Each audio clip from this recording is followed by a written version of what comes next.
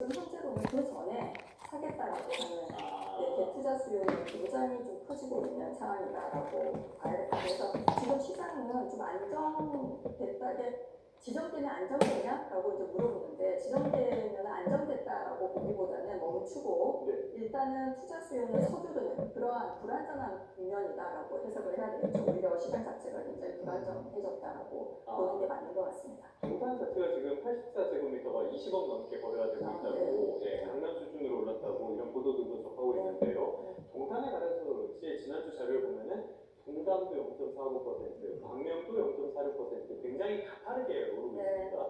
만약에 동탄을 지정을 하면은 또 이게 풍선 효과처럼 주변 지역으로 옮겨갈 가능성은 없을까요? 뭐 지금 방금 말씀하신 강남지역이나 이런 건 이미 지정이 되어 있잖아요. 그러니까 이제 그 주변에 지금 덜 오른 지역으로 충분히 이제 그 확산이 될 가능성이 굉장히 크겠죠. 근데 아까 말씀드린 것처럼 동탄 지역은 화성구 동탄구 지역은 결국은 반도체 클러스터의 요인이 굉장히 크고 그다음에 GTX-A라고 하는 굉장히 호재 유입이 존재하기 때문에 이러한 부분이 발생을 하거든요. 근데 그 지역으로 다른 지역으로 간다 하더라도 그러한 좀 수요가 매력적인 요인이 존재하지 않는다면 지금 이 지역만큼 오를 것 같지는 않다고 생각을 하고 있습니다. 알겠습니다. 정책을 할 때 조금 더 관심을 많이 가져줬으면 좋겠다는 생각이 들고요. 그런데 이런 부동산 시장에 또 기름을 붓는 거에 있는데요. 바로 전월세는 아닙니다. 지금 전월세, 수급지수 같은 각종 지표를 봐도 굉장히 상태가 나빠지고 가격도 가파르게 오르고 있는 게 확인이 되는데요. 지금 시장 흐름은 어떻게 보십니까? 좀 문제가 있죠. 확실히. 그죠? 그래서 사실 매매 시장만 불안한 게 아니고 임대차 시장도 같이 이제 불안해지고 있는 그런 상황이다라고 우리가 봐야 되겠죠. 그죠? 그래서 전세 수급 지수 방금 말씀하신 거 이게 122.5까지 올라갔어요. 근데 이게 2021년 전세난이 굉장히 심각한 시기에 비교를 해보면 거의 비슷한 수준이거든요. 그러니까 월세 수급 지수도 최근에 굉장히 많이 올라서 그러니까 전세난이 월세 시장으로 번지는 그러한 모습을 지금 보여주고 있고요. 원인은 이제 크게 세 가지입니다. 그러니까 어떻게 보면 첫 번째가 2022년, 2023년에 착공 물량 감소. 그러니까 시차를 두고 입주 물량에 지금 영향을 미치고 있다. 지금 들어가시는 분들 그렇죠. 그래서 서울 공동주택 입주가 27,000 가구인데요. 내년에는 36% 정도 급감한 17,000 가구로 지금 알려져 있어요. 그래서 그 부분이 첫 번째 원인 중에 하나로 지금 분석이 되고 있고 두 번째는 전월세 매물이 굉장히 그러니까 부족하다 보니까 기존 임차인들이 그냥 이사를 가지 않고 계약을 갱신하는 물론 그러한 지금 비중이 굉장히 높아지고 있어요. 그러니까 이제 전월세에 대한 수요가 굉장히 계속 지속되는 걸로. 여기도 공급이 부족해지는. 네, 그렇죠. 세 번째는 이제 서울 정비 사업을 하잖아요. 그러면은 이제 이주 수요가 더 커지잖아요. 이주 수요가 존재하지 않겠습니까? 이게 더해지면서 어떻게 보면 특정 지역의 전월세 가격이 추가로 오를 수 있는 그런 상황입니다. 이거 굉장히 중요한 이유 중에 하나가 전월세 불안은 결국은 다시 매매 시장 불안으로 연결이 될 수밖에 없거든요. 그러니까 전월세가 오르게 되면 무주택자 같은 경우는 어떻게 생각하겠어요? 차라리 사자. 그렇죠. 라는 생각을 하게 될 거고 투자자는 이제 전세를 끼고 사는 비용이 더 낮아지게 되는 거죠. 그렇다 보니까 오히려 투자하기에 좋은 시기다라고 생각을 할 수가 있는 거죠. 그래서 부동산 대책은 어떻게 보면 매매 가격만 보고 접근하면 절대로 안 되고요. 전월세 공급, 그 다음에 입주 물량, 그 다음에 정비사업 이주 수요 이런 걸 좀 종합적으로 같이 고려하면서 정책을 세워야지 이게 뭐 굳이 요것만 잡겠다라고 하면 다른 데로 결국은 풍선 효과 말씀하신 것처럼 의존되는 그러한 상황이 발생할 수 있습니다.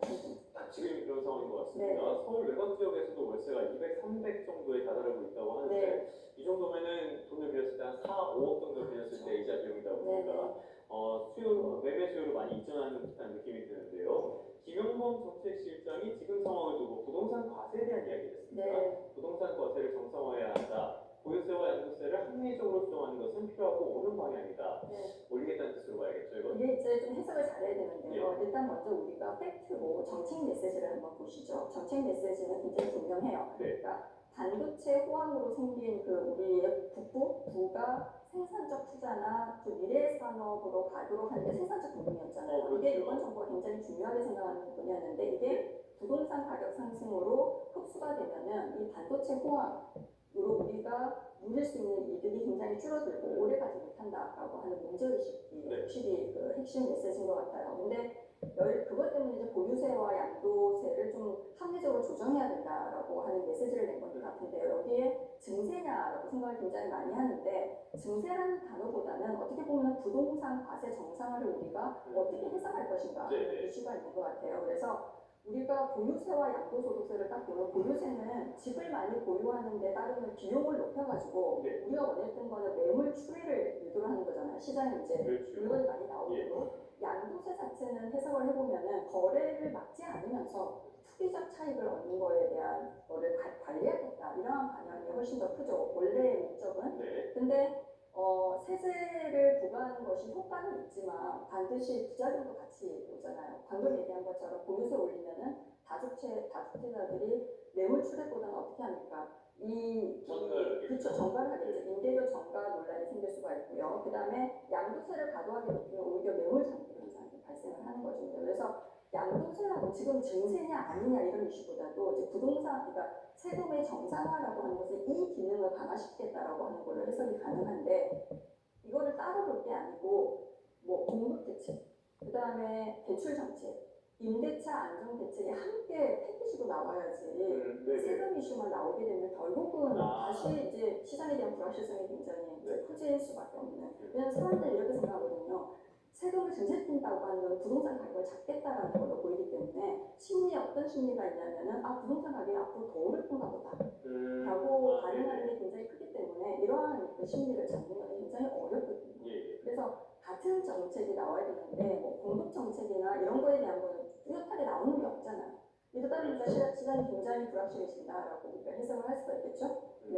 세제 정책에 대해서는 여러 의견이 있지만 말씀하신 것처럼 세제만으로는 해결할 수가 없기 때문에 조금 더 정책 여러 가지로 종합적으로 신경을 써줘야 될 것 같습니다. 자, 이렇게 주택담보대출 수요도 꾸준히 늘어나는데 최근에는 코스피가 강세를 보이면서 B2 수요까지 굉장히 많단 말이에요. 지금 5대 시중은행의 가계대출이 2달 만에 6조 원 넘게 늘었다고 하는데 이거는 조금 우리가 눈여겨봐야 될 부분인가요? 굉장히 불러스러운 속도죠. 원래 5대 은행 연간 목표치가 4조 3,300억 원이었거든요. 근데 이미 1.4대를 지금 초과해서 사용하고 있는 상태인 거죠. 배경은 아까 말씀하신 것처럼 두 가지인데요. 하나는 반도체 중심의 이제 증시 상승 때문에 B2 수요가 늘어난 부분. 그러니까 신용대출이나 마이너스 통장을 굉장히 많이 쓴 부분이 있고요. 다른 건 하나는 결국은 주담대. 주택 시장에 대한 불확실성, 집값이 마지막에 더 오를 거라는 기대 때문에 실수요자들도 매출이 좀 앞당기고 있고, 그 다음에 투자 수요는 두 배